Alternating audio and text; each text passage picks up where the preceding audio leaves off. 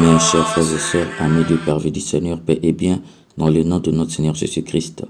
Une seule chose je nous propose pour notre méditation aujourd'hui, qui se met en colère facilement, montre sa bêtise.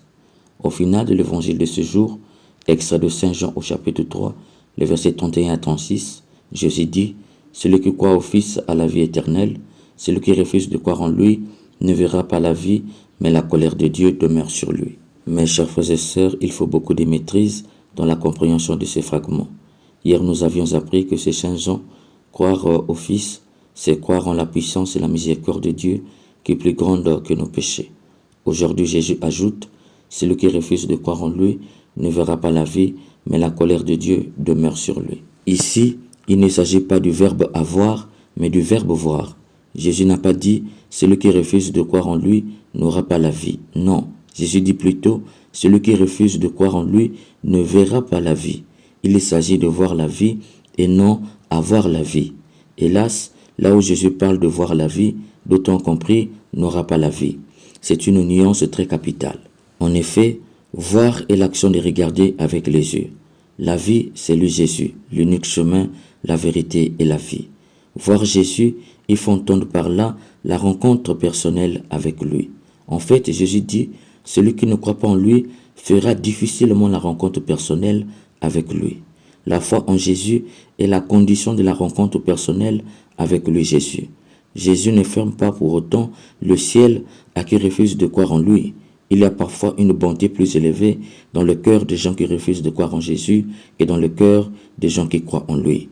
Jésus a conscience qu'il y a toujours des gens de bonne volonté. C'est d'ailleurs la raison pour laquelle l'Église aime dire aux chrétiens, chrétiennes et à toute personne de bonne volonté. Ainsi donc, ce n'est pas parce qu'il refuse de croire en Jésus que Jésus lui ferme le ciel. Dire ainsi, c'est révéler qu'on n'a pas encore compris grande chose sur Jésus. Jésus dit à celui-là, la rencontre personnelle sera difficile parce qu'il ne croit pas en lui. Il ne s'agit pas d'impossible, mais de difficile. C'est pourquoi Jésus ajoute, il verra la colère de Dieu s'abattre sur lui. Mes chers frères et sœurs, il s'agit de la colère de Dieu et non de la colère de l'homme.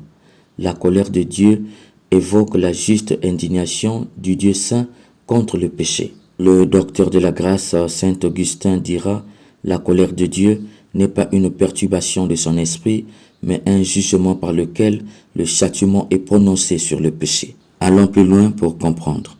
Dans les religions sémitiques, la colère de la divinité était considérée comme inexplicable, arbitraire, capricieuse, et on pouvait l'apaiser par des moyens sans rapport avec la justice. En Israël et dans la Bible, tout l'accent est mis sur le caractère moral de Dieu et de sa colère, qui est une haine irréductible contre le péché. En effet, dans les religions sémitiques et traditionnelles, les dieux aiment se mettre en colère. Lorsqu'ils sont en colère, les humains payent le prix. L'absence du bien-être se fait sentir immédiatement. Pour les calmer, les humains doivent faire des sacrifices. Il y a des sacrifices qui vont jusqu'à l'homme, c'est-à-dire le sacrifice humain. Par contre, le Dieu de Jésus-Christ est différent de ces dieux des religions sémitiques ou traditionnelles. Sa colère ne fait pas perdre aux humains le bien-être. L'homme ne paye pas le prix quand Dieu est en colère contre lui. La colère du Dieu de Jésus-Christ, c'est sa volonté absolue d'ôter dans la vie du pécheur le péché. C'est pourquoi il est allé jusqu'à donner son Fils, l'océan de la miséricorde, pour effacer le péché du pécheur. L'Ancien Testament l'exprime dans des mots très forts. La fumée sort de ses narines et le feu de sa bouche. 2 Samuel 22, le verset 9. Il rugit comme un lion. Amos 1, le verset 2. Écrase comme un char. Amos 2, le verset 13. Transperce de ses flèches et frappe de sa main. Isaïe 5, le verset 25. Foule aux pieds comme on presse le raisin à la vendange. Isaïe 63, le verset 3. Verse le vin de sa colère qui enivre de douleur. Psaume 75, le verset 9. Fais boire la coupe de la désolation et de ruine. Isaïe 23, le verset 32.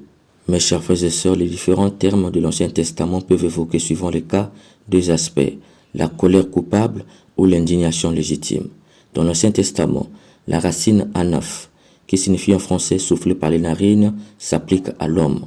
Dans le Nouveau Testament, le verbe kolao, qui signifie en français sécréter la Bible, d'où est venu d'ailleurs le mot choléra, qui signifie colère, désigne la mère fureur des Juifs contre Jésus. Mais le plus important sont les deux termes complémentaires orgueil, gonflement, et thumos, échauffement, qui sont parfois réunis comme les termes hébreux correspondant dans l'Ancien Testament à la colère et l'indignation. Dans la mesure où des distinctions sont possibles entre ces deux derniers termes, thumos semble désigner plus souvent la violence, la rage, un accès ou un éclat plus fort, mais moins durable, et s'applique donc plutôt à la colère humaine.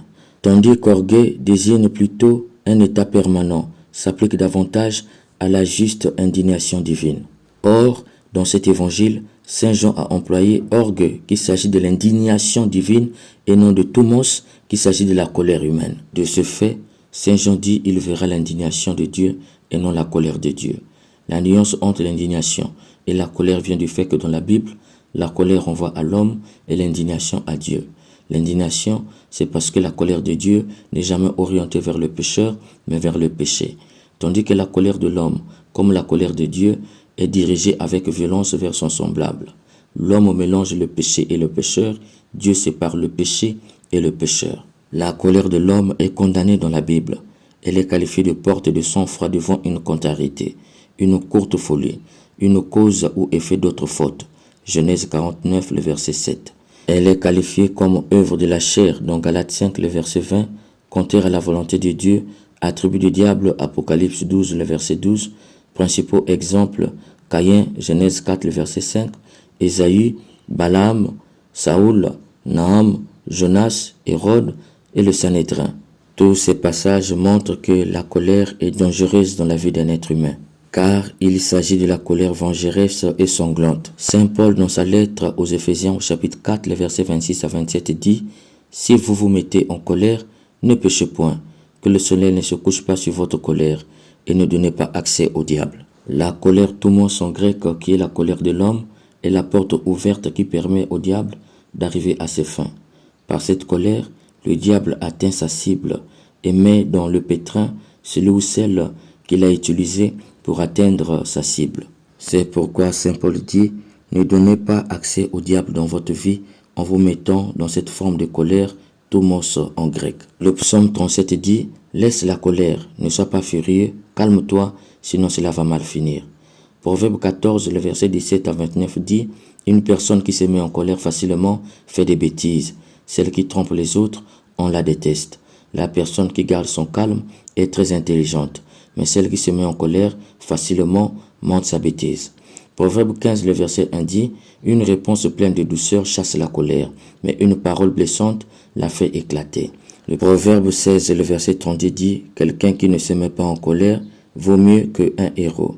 Celui qui est maître de lui vaut mieux qu'un chef de guerre. » Proverbe 19, le verset 11 dit « Les gens intelligents ne se mettent pas en colère facilement, et leur honneur, c'est oublier le mal qu'on leur fait. » Ecclésiaste 7, le verset 9 dit « Ne te mets pas en colère trop vite, seuls les sots se mettent en colère facilement. » Saint Jacques au chapitre 1er, le verset 19 à 20 dit « Mes frères et mes sœurs très aimés, vous devez savoir ceci.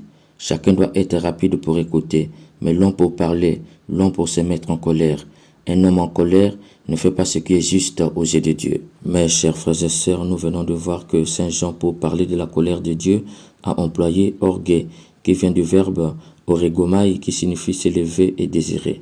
La colère de Dieu, c'est élever le pécheur au-dessus du péché, le désirer davantage afin qu'il quitte le péché.